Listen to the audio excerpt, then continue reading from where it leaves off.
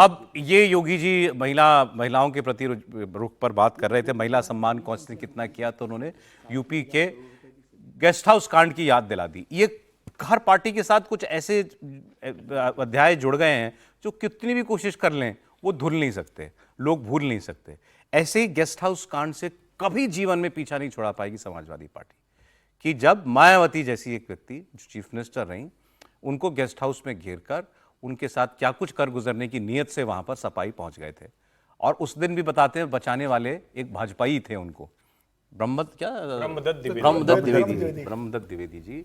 और वो उनको फिर आजीवन, अब तो वो नहीं रहे, लेकिन हर साल राखी बांधती थी मायावती, उनको अपना भाई मान लिया था उस दिन से उन्होंने, क्योंकि उनकी जीवन की रक्षा उन्होंने की थी।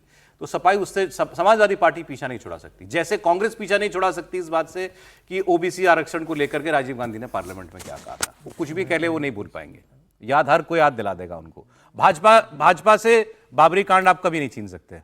बाबरी मस्जिद गिरी, भाजपा उसके साथ जुड़ी हुई है, कुछ भी कह लें, अडवाणी जी ने माफी मांगी थी, कोई फर्क नहीं पड़ता लोगों की नजर में, वो बीजेपी के साथ जुड़ गया। एक और चीज से पीछे नहीं छुड़ा सकती। हाँ सर, अडवाणी जी ने जिन्ना के जाकर जो बिल्कुल नहीं छुड़ा सकती, उनका जो बयान है।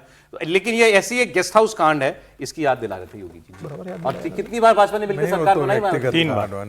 नहीं, देखिए ये तो सच है कि भारतीय जनता पार्टी ने मायावती को मुख्यमंत्री बनाया, और जो वीवीआईपी कांड हुआ था वो सचमुच कोई ऐसी कल्पना भी कर सकता है क्या? लेकिन उत्तर प्रदेश में तो हल्ला बोल हुआ है, जहां इलाहाबाद उच्च न्यायालय में समाजवादी पार्टी के गुंडे घुस गए थे। ये मतलब ये तो सब है, अखबार जला देना, सब कुछ करना, वो तो सामान्य बात थी।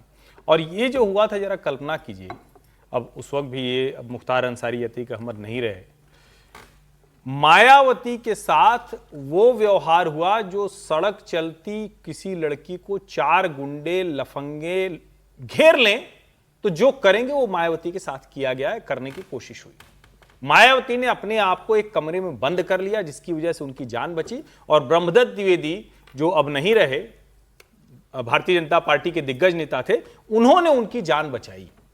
और जरा सोचिए, मतलब सिर्फ कल्पना भर करके देखिए कि किसी राज्य में जो ऊपर बैठे लोग हैं, यानी जो विधायक हैं, जो मुख्यमंत्री रहे हों, वो लोग कोई इस तरह का काम करें, जो महिला खुद इतनी ताकतवर है, जो मुख्यमंत्री हो। मतलब बड़ा विचित्र सा है ये, लेकिन ये इस देश की सच्चाई। महिलाओं की बात हो रही तो फिर सारी बातें निकल लीजिए। जहाँ सर वो गेस्ट हाउस कांड को तो मतलब कोई भी मुझे नहीं लगता कि समाजवादी पार्टी भी जस्टिफाई कर पाएगी वो जैसी घटना हुई।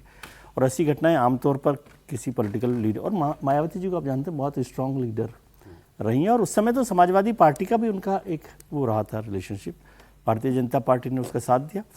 मैं समझता हूँ ये बात करें सेशन की कि बीजेपी ने ये अच्छी स्ट्रेटेजी अपनाई है कि जितने बीजेपी शासित राज्य हैं वहाँ विधानसभाओं में एक स्पेशल सेशन वुमेन रिजर्वेशन पर बिल पे करें, ताकि उससे देश भर में एक माहौल वो बीजेपी के लिए इसलिए भी जरूरी है सर कि लोगों को ये ना लगे कि पार्लियामेंट का विशेष सत्र केवल चुनाव के लिए था। लेकिन सर ये बात को आगे तो बढ़ाएंगे भाजपा। गेस्ट हाउस को दुनिया आज रखती है, मायावती भूल गई।